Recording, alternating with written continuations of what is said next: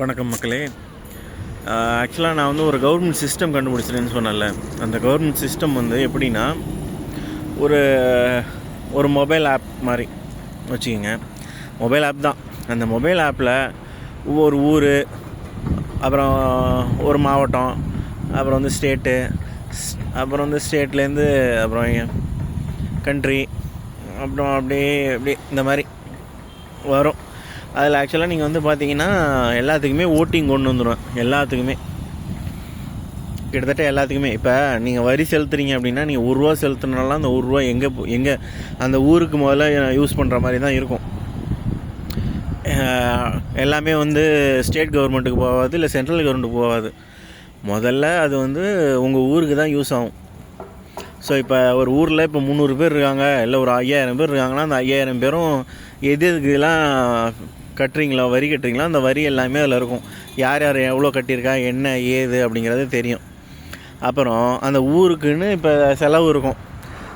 For example, ஒரு ஆஸ்பத்திரி கட்டணும், இல்லை ஒரு பாலம் கட்டணும், இல்லைன்னா ஃப்யூஸ் போன பல்பை மாற்றணும், அது இதுன்னு இருக்கும். அது எல்லாத்துக்குமே அதிலேருந்து தொகையை அப்படியே யூஸ் பண்ணுவோம். அதே மாதிரி ஊரில் ஏதாவது ஒரு தப்பு நடக்குதுன்னா அதையுமே நாங்கள் அந்த ஆப்லேயே உங்கள் முன்னாடியே நாங்கள் ஒவ்வொரு ஊருக்கும் ஒரு தலைவன் இருப்பான்னு வச்சுக்கோங்க. அந்த தலைவன், அப்புறம் அந்த தலைவன் நீங்களும் ஓட்டு போடணும் அவன் சொல்கிறதுக்கு. இப்போ வந்து அந்த தலைவன் வந்து என்ன சொல்கிறான்னா, ஒரு தப்பு பண்ணவனுக்கு ஒரு தண்டனை கொடுக்குறான்.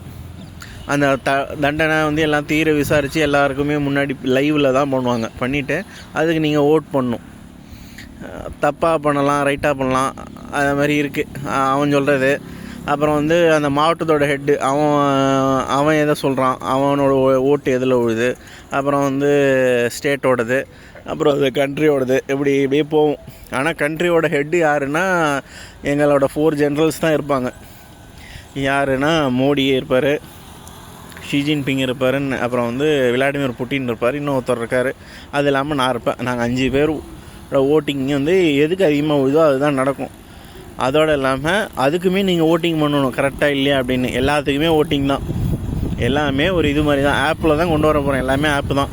இதை வந்து நான் க்ரியேட் பண்ணணும் அப்படின்னா எனக்கு வந்து கிட்டத்தட்ட ஒரு சாஃப்ட்வேர் வேணும். சாஃப்ட்வேரு, சர்வரு, அப்புறம் வந்து மொபைலு, ஃபோன் எல்லாருக்குமே வேணும்.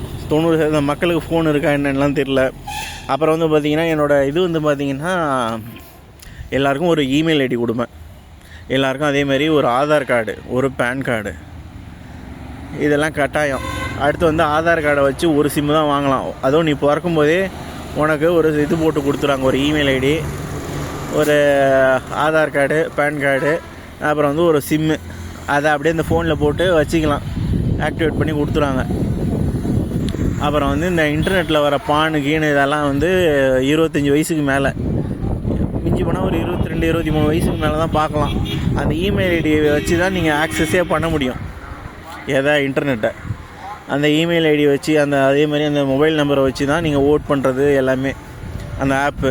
அடுத்து வந்து பார்த்திங்கன்னா இனிமேல் எல்லாமே வந்து இந்த கையில் பணம்லாம் கிடையாது. ஒன்று கார்டு தருவேன். ஏன்னா எல்லா மக்களுக்கும் ஜிபே, ஃபோன்பேலாம் தெரியாது. அதனால் கார்டு தருவேன். அந்த கார்டை வச்சு டேப் பண்ணி ஸ்வைப் பண்ணி நீங்கள் இது பண்ணிக்கலாம். தெரியாதவங்க, தெரிஞ்சவன் ஜிபே, ஃபோன்பே ஏதோ ஒன்று பண்ணிக்கலாம். அதே மாதிரி இந்த உலகத்தில் இருக்க எல்லா கம்பெனி, கவர்மெண்ட் எல்லாத்தையுமே வாங்க போகிறோம். அதுதான் உண்மை. வாங்கிட்டு எல்லாமே ஒரே இது தான். சும்மா தான் கவர்மெண்ட்டில் ஒன்று, ப்ரைவேட்டில் ஒன்று, ஜியோ, ஏர்டெல், பிஎஸ்என்எல் அப்படிலாம் கிடையாது. எல்லாம் ஒன்று தான். அந்த எல்லாத்துக்கும் ஒரு இது இருக்கும். அதாவது மாதம் இவ்வளோ கட்டணும். ஆனால் அது எல்லாமே பண்ணுற மாதிரி ஒரு ஒரு குறிப்பிட்ட இது பண்ணி கொடுத்துருவோம். அதாவது பார்த்திங்கன்னா டிஷ்ஷு, டிவி பார்க்குறது, இன்டர்நெட்டு, அப்புறம் என்ன உங்களுக்கு தங்குறதுக்கு ஒரு வீடு வந்து வீடுனா நிலமெல்லாம் இருக்காது. உங்களுக்கு ஒரு தங்குறதுக்கு ஒரு அப்பார்ட்மெண்ட்டு, ஆனால் அது வந்து ஒரு 2 BHKவோ 3 BHKவோ 1200 ஸ்கொயர் ஃபீட்டில் கட்டி கொடுத்துருவோம். அங்கே தங்கிக்கலாம். அதே மாதிரி எஜுகேஷன் சிஸ்டத்தை மாற்ற போகிறோம். எஜுகேஷன் சிஸ்டத்துக்கு நீங்கள் படிக்க வைக்கலாம் உங்கள் குழந்தைய. அதே மாதிரி வேலை நாங்கள் என்ன சொல்கிறோமோ அதை செய்யணும். அது விவசாயமாக இருக்கலாம், நடவு நடுறதா இருக்கலாம், இல்லை களை பறிக்கிறதா இருக்கலாம், இல்லை பாலம் கட்டுறதா இருக்கலாம். அதாவது நான் வந்து சொல்கிறேன் அப்படின்னா, அப்புறம் உழைச்சாதான் உடம்பு நல்லாயிருக்கும். இப்போ இது வரைக்கும் இதை ஏன் நாங்கள் வந்து இப்போ இவ்வளோ வாஷிங் மிஷின் இருக்குது, ஃபேன் இருக்குது, ஏசி இருக்குது, அப்புறம் வந்து பார்த்திங்கன்னா ஃப்ரிட்ஜ் இருக்குது, எல்லாமே இருக்குது. ஆனால் அதெல்லாம் இருக்க நோய் தான் அதிகமாகுது. இதெல்லாம் நாங்கள் வந்து சொன்னோன்னா கடவுள் வந்து சொல்லுவார், இப்படிலாம் இருந்ததுன்னா நீங்கள்லாம் உங்களுக்கு உடம்புக்கு வந்துடும், அது வந்துடும், இது வந்துடும்னு சொன்னால் எவனுக்கும் புரியாது, காட்டினாலும் புரியாது, பட்டால் தான் புரியும். அதனால தான் படம் வச்சு காட்டினாங்க. கடவுள் இது வரைக்கும் உள்ளே இறங்கி எதுவுமே பண்ணலை அப்படின்னா காரணம் நீங்கள்லாம் தெரிஞ்சுக்கணும். அதுக்காக தான் மரம் வெட்டக்கூடாது, விவசாயத்தை பாதுகாக்கணும், உடல் உழைப்பு இருக்கணும். அந்த காலத்துலலாம் வந்து பார்த்திங்கன்னா ராஜாக்கள்லாம் ஆண்டுகிட்டு இருந்தப்போ ஒவ்வொருத்தவங்களுக்கும் ஒரு குறிப்பிட்ட ஏக்கரை கொடுத்து அதில் மக்கள் வந்து பயிர் வைப்பாங்க, வச்சு அதை தான் கூலியாக கொடுப்பாங்க. வேலை பார்த்த எல்லாருக்குமே இவ்வளோ அப்படின்னு கொடுத்துருவாங்க. அவங்களுக்கு வீடு கட்டி கொடுத்தாங்க, அவங்க அந்த வேலையை பார்த்தாங்க, அவங்களுக்கு தேவையானதை கொடுத்தாங்க. அரிசி அப்படியே கொடுப்பாங்க, அதாவது நெல்லாக கொடுப்பாங்க. கொடுத்து அவங்க அதை வந்து புடச்சி இல்லைன்னா வந்து இதில் போட்டு குத்தி சாப்பிடுவாங்க. அப்புறம் இவங்களும் ஏகப்பட்டதை சேர்த்து வைப்பாங்க. ஏன்னா மழை எப்போ வேணாலும் பெய்யலாம், இல்லை பூச்சி அரிச்சிடும். அதனால் அதை வந்து சேர்த்து வைப்பாங்க தொம்பையில். யார் இந்த சின்ன சின்ன சிற்றரசர்கள், அரசர்கள் எல்லாம் அந்த மாதிரி இருக்குது. அதெல்லாம் முன்னாடி நடந்துச்சு. அதெல்லாம் அப்படி தான் இருந்துச்சு. முன்னாடி எல்லாம் உழைச்சி தான் சாப்பிட்டாங்க. அதனால் நல்லா இருந்தாங்க. இப்போ யாருமே உழைக்க தயாராக இல்லை. அதனால் தெருவா சுற்றிட்டு அவ்வளோதான், உடம்புற நோய், அவ்வளோதான். அதோடு இல்லாமல் ஏழை மக்களை எவனா ஒருத்தவன் பார்த்துக்கிறானா, அதுதான் கொஷினே.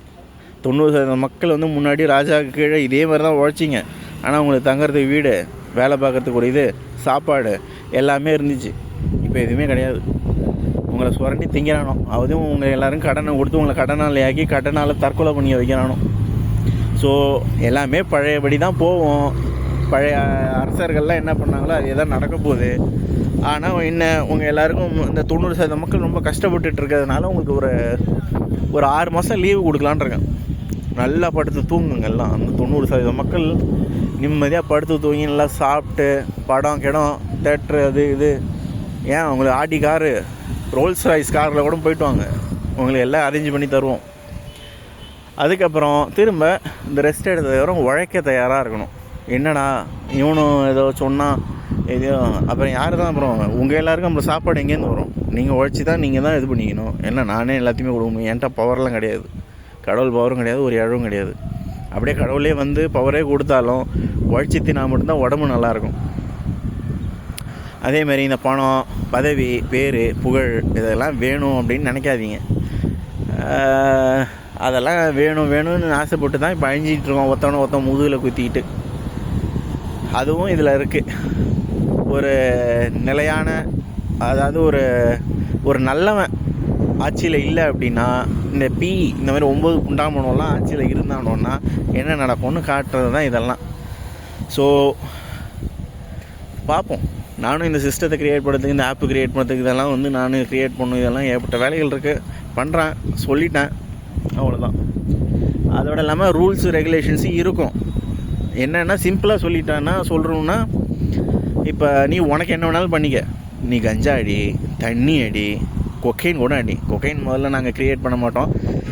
கஞ்சா அடி, தண்ணியுமே பார்த்திங்கன்னா பியர் மட்டும்தான். பியரும் அதுவும் எப்பயாவது தான். அதே மாதிரி நான் இன்னொன்று சொல்லிடுறேன். ஏன்னா உலகத்தில் இருக்கிற எல்லாருக்கும் நோய் கண்ணா பின்னான்னு சுகர் அது இதுன்னு வரதுக்கு காரணமே என்ன அப்படின்னா, முன்னாடி நம்ம வந்து பனை வெல்லம் யூஸ் பண்ணோம், இல்லைன்னா வந்து அந்த வெல்லம் யூஸ் பண்ணோம். இப்போ வந்து சர்க்கரையை கொண்டு வந்துட்டானோ, இவன் தான் சர்க்கரையை கொண்டு வந்தானோ, சர்க்கரையை யூஸ் பண்ணி இப்போ சர்க்கரை நோயாளி ஆகிட்டுருக்கோம். இந்த மாதிரி இவனுங்க தான் எல்லாத்தையுமே க்ரியேட் பண்ணி நம்மளை இது பண்ணணும். அந்த காலத்தில் சர்க்கரைன்னு ஒன்று கிடையாது, வெல்லம் மட்டும்தான் இருந்துச்சு. அதே மாதிரி தீபாவளி அப்போ மட்டும்தான் இந்த பலகாரம் சுட்டு சாப்பிட்றதெல்லாம். அதே மாதிரி தீபாவளி அப்போ அது அந்த ஒரு வாரம், நானும் சின்ன வயசில் இருந்தப்போ இந்த தீபாவளி அப்போலாம் ரொம்ப சந்தோஷமாக இருக்கும். இந்த முறுக்கு சுடுவாங்க, அது இதுன்னு சுடுவாங்க, பணியாரம் அது இதுன்னு ஏகப்பட்டது. லீவு விடுவாங்க. அந்த லீவெல்லாம் ஆச்சரியமாக, நான் 90s கிட்ஸ் தான், அதனால் எனக்கு வந்து அது ரொம்ப பிடிச்சிருந்தது. ஒரு 5 நாள் லீவு ரொம்ப ஜாலியாக ஒரு இதாக இருந்துச்சு. அது ஒரு வாழ்க்கை. இப்போ இருக்கிற வாழ்க்கை வந்து வாழ்க்கையில் சும்மா எங்கேயோ போகிறோம், ஏதோ ஒரு ஒர்க்கை பண்ணுறோம், ஒர்க்கு மட்டும்தான் பண்ணுறோம். வாழ்கிறோமா? வாழலை யாருமே. எல்லாம் கடனில் அவன் கிரெடிட் கார்டு, அதாவது யூஎஸில் இருக்க எல்லாருமே அடிமை. ஏன் அப்படின்னா அவனுங்க கிரெடிட் கார்டை மட்டுமே நம்பி வாழ்ந்துட்டுருக்கானுங்க. அந்த வேலை போச்சுன்னா அவன் செத்து போடுவான். அவன் ஏன்னா அவன் வீடு வாங்கி வச்சுருக்கான், அதை நம்பி ஏகப்பட்ட கடன் வாங்கி வச்சுருக்கானுங்க. அவங்கள்ட்டெல்லாம் எதுவுமே சேவிங்ஸ் கிடையாது. ஆனால் இந்தியாவில் மட்டும்தான் எல்லாருக்கும் சேவிங்ஸ் உண்டு. இந்தியாவில் பொண்ணுங்க, அதாவது இந்த பெண்மணிகள் வந்து என்ன பண்ணுவாங்கன்னா, தங்கம் வாங்கி வைப்பாங்க, நிலம் இருந்துச்சு, இடம் இருந்துச்சு. இப்போ எல்லாத்தையும் அழிச்சிட்டானோ. இப்போ அதுவுமே பார்த்திங்கன்னா, முன்னாடி வட்டி கடை இருந்துச்சு, வட்டி கடையை அழிக்கிறதுக்கு இப்போ அந்த இதை கொண்டு வந்துட்டானோ, என்னது இந்த இதான் அடகு வைக்கிற இந்த நிறையா இது வந்துச்சு, மணப்புறம் கோல்டு லோனு அது இதுன்னு. அடுத்து வீட்டை விற்கிறதுக்குமே, வீட்டை விற்று வாங்கிறதுக்கு ஒரு இது குரூப் இருக்கானுங்க. எல்லாத்துக்குமே லோனுன்னு சொல்லி உங்களுக்கு லோனை கொடுத்து அதை கடைசியாக அடைக்க முடியாமல் எல்லாத்தையும் எழுந்து நடு ரோட்டில் நிற்க தான் போகிறோம். அதான் உண்மை, அதான் நடக்குது. 90% மக்கள் அப்படி தான் அழிச்சாகணும். ஏன்னா ஆல்ரெடி முன்னாடியெல்லாம் வந்து யாருக்கு ராஜாக்களுக்கு யாருக்கெல்லாம் பிடிக்குமோ அவங்களுக்குலாம் நீ இதை பார்த்துக்க, உனக்குன்னு ஒரு 10 ஏக்கரை கொடுத்து அந்த 10 ஏக்கரை பார்த்துப்பாங்க. கீழே ஆட்களை போட்டு அந்த ஆட்களுக்குமே வந்து தேவையானதை கொடுத்து தான் பண்ணாங்க. ஆனால் இப்போ எதுவுமே இல்லை, எதுவுமே அப்படிலாம் பண்ணல. எல்லாருமே பிச்சை எடுக்க வைக்க போகிறோம். அதே மாதிரி இப்போ ஒரு ட்ரெண்டு க்ரியேட் ஆகிட்டுருக்கு. என்னென்னா, நீங்கள்லாம் உழைச்சிக்கிட்டே இருந்தீங்கனால ஒன்றும் ஆகாது, முதலாளி ஆகணும், நீங்கள் ஒரு தொழில் தொடங்கணும் அப்படின்னு. எதுக்கு தொழில் தொடங்கினா, புது ஐடியாவாக இருந்தால் அதை தேடி அவன் வச்சுப்பான். அப்படி இல்லைனாலும் மேக்ஸிமம் 90%, 95% தொழில் வந்து நாசமாக தான் போகும். ஏன்னா எல்லாமே இருக்குது ஆல்ரெடி, எதுவுமே புதுசாக இல்லை. அப்படிங்கும்போது வேஸ்ட்டு. தொழில் தொடங்கினாலும் நீ அவன்கிட்ட பிச்சை எடுத்துகிட்டு தான் நிற்கணும். அதையும் கடன் வாங்க வச்சு உன்னை திரும்ப மிதிக்கலான்னு தான் பார்க்குறானுங்க. அதனால் இதெல்லாம் தொழில் தொடங்குறதோ இதெல்லாம் வேஸ்ட்டு. ஒழுங்காக திரும்ப பழமைக்கு வாங்க. ஒரு 3 மணி நேரம் 4 மணி நேரம் வேலையை பார்த்தோமா, படுத்து நிம்மதியாக தூங்கினோமா, இல்லை விளாண்டோமா, வீட்டுக்கு போனோமா, டிவியை பார்த்தோமா, குழந்தை குட்டியில் பார்த்தோமா, அப்பா அம்மாவை பார்த்தோமா, பாட்டி தாத்தாவை பார்த்தோமான்னு வாங்க. அதுதான் உண்மை, அதுதான் வாழ்க்கை. சும்மா பணம்னு போயிட்டு அப்பா அம்மாவை கொண்டு போய் ஓல்டேஜ் ஹோமில் விட்றது, பாட்டி தாத்தா கொண்டு போய் ஓல்டேஜ் ஹோமில் விட்றது, அவங்கள சொத்தை வாங்கி எழுதிட்டு அவங்கள வந்து வெளில அனுப்புறது, இதெல்லாம் சத்தியமாக உன்னை பெற்று வளர்த்து உன்னை படிக்க வச்சு என் புள்ள என்னை காப்பாற்றணும்னு சொல்லிகிட்டு இருக்க ஒவ்வொருத்தவனுக்கும் முதுகில் குத்துறதுலாம் ரொம்ப தப்பு. பணம் வேணும் தான், கரெக்டு தான். ஐயோ என்னடா இவ்வளோ பணம் இல்லை, இவ்வளோ எனக்கே கிட்டத்தட்ட 80,000 1 லட்சம் வருது, இருந்தாலும் என்னாலேயே சமாளிக்க முடியல. அப்படின்னா இந்த 10,000 15,000 வாங்கி இந்த கூலி தொழில் பண்ணுறவங்களாம் எப்படி இருப்பானோ. இதெல்லாம் அதே மாதிரி நான் இன்னொன்று சொல்லிடுறேன். இப்போ இவனுக்கு என்ன சொல்கிறானுங்க, இந்த 6 வருஷமாக எனக்கு பண்ணுற டார்ச்சரில் தான் நான் மாறிட்டேன் அப்படிங்கிறானோ. அப்படியே நான் இந்த சூனியர்லாம் உனக்கு ஒரு புண்டையும் கற்று தரல, எனக்கு கற்றுக் கொடுத்ததெல்லாம் இந்த கடவுள். அதுவும் இந்த சூனியம் எப்படி என்ன ஏது, அப்புறம் இவனுக்கு சிஸ்டம் எப்படி ஒர்க் ஆகுது அப்படிங்கிறத அங்கங்கே படமாக அப்படி மாற்றி எடுத்து காட்டினாங்க. அதுதான் எனக்கு ஒன்றும் நான் புதுசாக கற்றுக்கல. நான் 2016 இதுதான் பிரச்சனை, இது மக்களை காப்பாற்றணும் அப்படின்ட்டு தான் இதை கண்டுபிடிச்சேனே. 2016 நான் இந்த டாக்குமெண்ட்டை போட்டேன், இந்த சிஸ்டத்தையும் க்ரியேட் பண்ணிட்டேன். அதனால் நான் எப்போயோ முடிச்சுக்கிட்டேன். இவனை சொல்கிறானோ நான் வந்து இவ்வளோ கஷ்டப்பட்டதுனால தான் மக்களுக்காக இது பண்ணேன், அதெல்லாம் இல்லை. ஆனாலும் இதை வந்து ஸ்டெப் பை ஸ்டெப்பாக தான் மாற்றலாம், ஒரேடியாலாம் மாற்றிட முடியாது. அதனால் ஹெல்ப் பண்ணுங்கள்.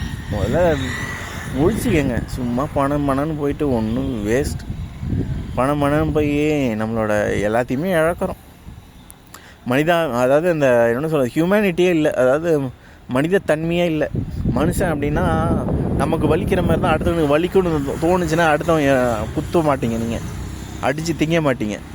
எவன் எக்கேடு கெட்டால் போனால் என்ன, நம்ம பீத்திங்கிற மாதிரி தான் இதெல்லாம். பணம் வந்துச்சா அப்பா நம்ம இன்றைக்கி நல்லாயிருக்கோம். ஆனால் நரகம்னு ஒன்று இருக்குது, சொர்க்கம்னு ஒன்று இருக்குது, அதேமாதிரி கர்மான்னு ஒன்று இருக்குது. இதெல்லாம் உங்களை விடாது. முதல்ல திருந்துங்கடா.